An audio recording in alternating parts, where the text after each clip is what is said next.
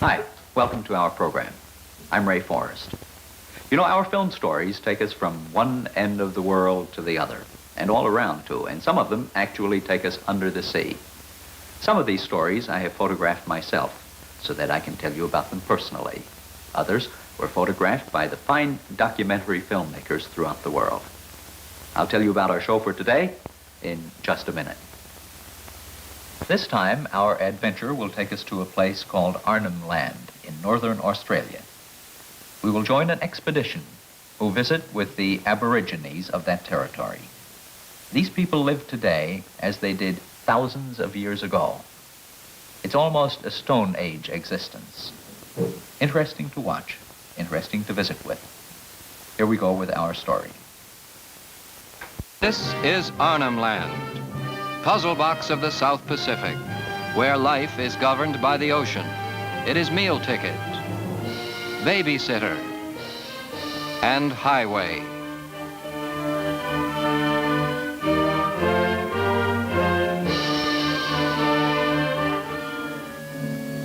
To the Aborigines of this curious corner of northern Australia, the bark of the eucalyptus trees is a commodity as staple as steel to Americans. Watch this fine piece become a boat.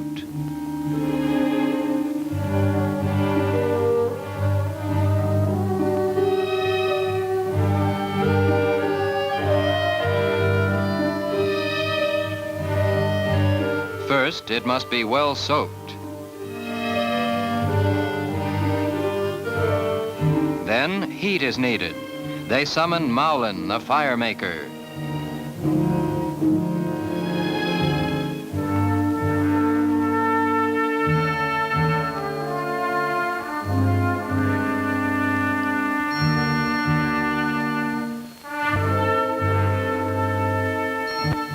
As every good Boy Scout knows, friction ignites the powdered wood dust, which is tipped into a pad of dry grass and held in the wind.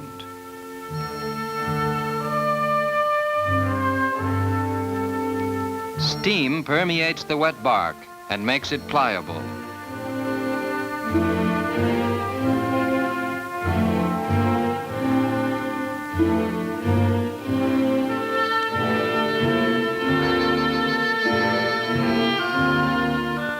As driven stakes give it boat shape, split lawyer vine pulls the ends together. Your shoemaker uses the very same stitch. Sap from the jungle trees caulks bow and stern. And she's waterborne. All in less than 5 hours from the tree.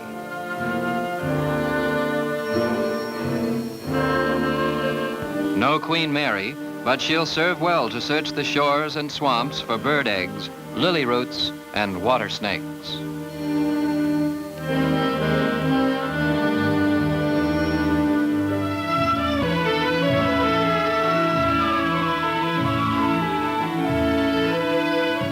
This little saboteur is making waves to sink the toy boat his older brother is building.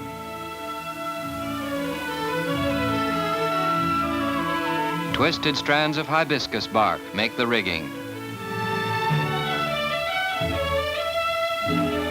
Basic seamanship is practiced in junior-sized canoes.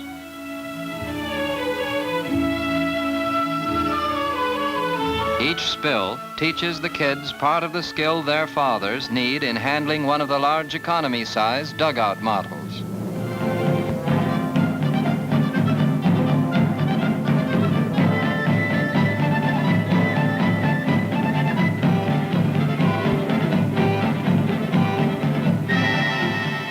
This crew is on the hunt for one of their favorite dishes, turtle.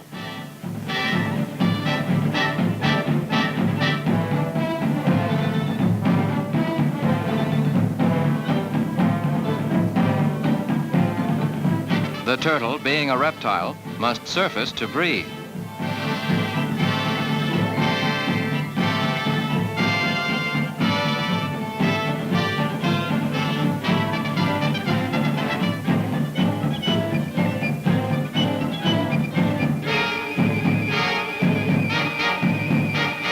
There There he blows.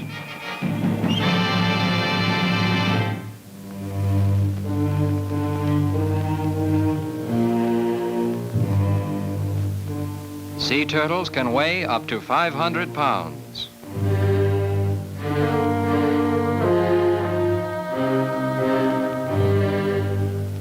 Food is always equally divided.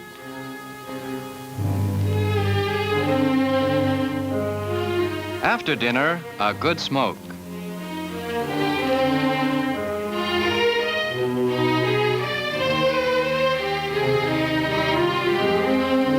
In Arnhem Land, Dad is literally the head of the house.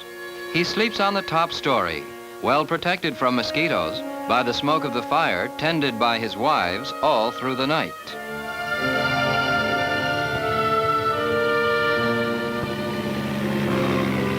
A recent expedition, backed by the Australian government, along with the American National Geographic Society and the Smithsonian Institution, found the pattern of life in Arnhem Land unchanged from that which greeted the first Dutch explorers 300 years ago. A paradox in 20th century civilization.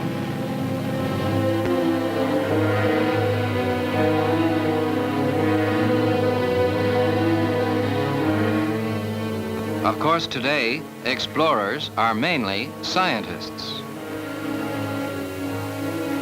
Here, the anthropologist is most interested in the people themselves and records their primitive language. The botanist collects valuable unknown leaf specimens.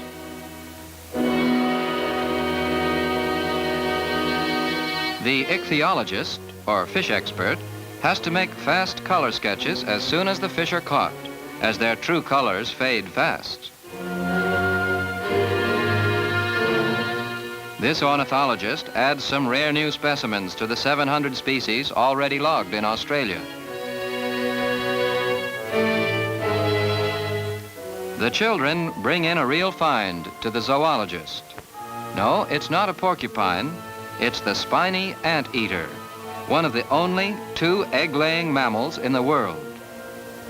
His uncle is the playful platypus, but right now he's more interested in finding ants than uncles.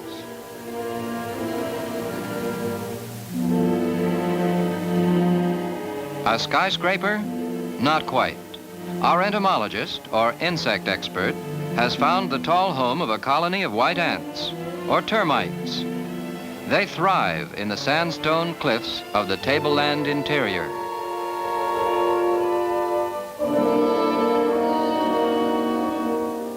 The lagoon lily, related to the sacred lotus of Japan. The lotus bird, or yakuna, can actually walk on top of its leaves thanks to extremely long toes. Here is the long-necked freshwater tortoise.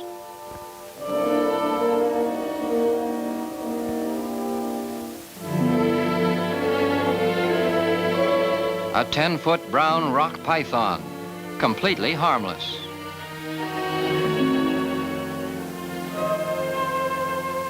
The monitor, largest of the lizards.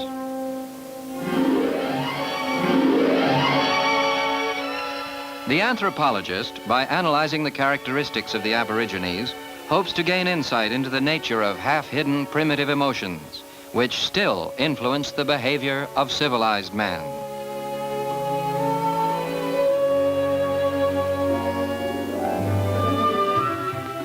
Their urge for art is very strong. They paint age-old symbols on sheets of bark and cave walls. The color base is the juice of an orchid bulb. The colors, red, yellow, and white ochres. Chewed strips of bark or vine make simple brushes. And just as in the ancient art of the cavemen, the subject usually includes both the hunted and the hunter. They practice a rare form of X-ray art, which shows internal details, such as skeleton, liver, and heart. Children draw animal tracks to teach themselves the cunning skill of the hunter. This is the track of a turtle coming ashore to lay her eggs. This lad, who has caught and eaten many lizards, reproduces a lizard track quickly and perfectly.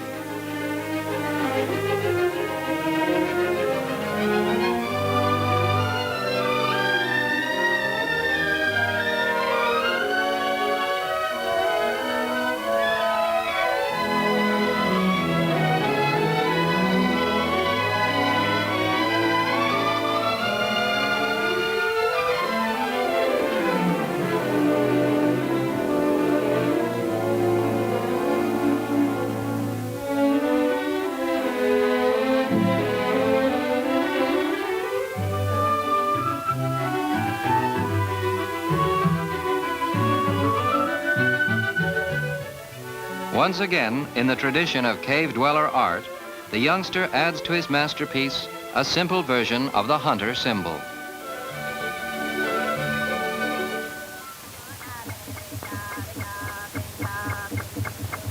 Tribal life is rigidly circumscribed by superstition. In this ritual, the drum is a hollow log called ubara. According to legend, this log was first used by a great hunter who found out that when beaten with a stick known as the labate, it sounded like the strange call of the emu, the Australian version of the ostrich. From that time onward, they have held ceremonies around the drum, with only fully initiated men able to attend. Arnhem Land counterpart to Rotary Club meets every Thursday.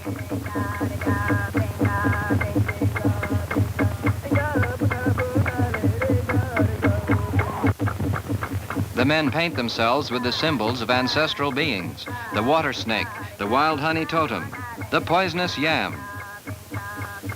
This is the actual expedition recording, which you hear now.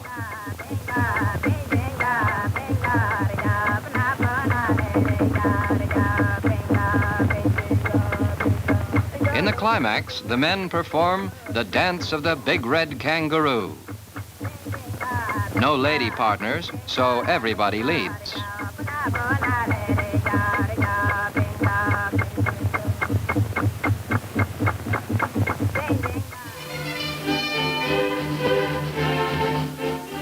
Only after months of research, study, and photography can the scientists get back to their laboratories to analyze their discoveries. Their patient efforts have added another chapter to our knowledge of a strange, hidden corner of the world, Arnhem Land.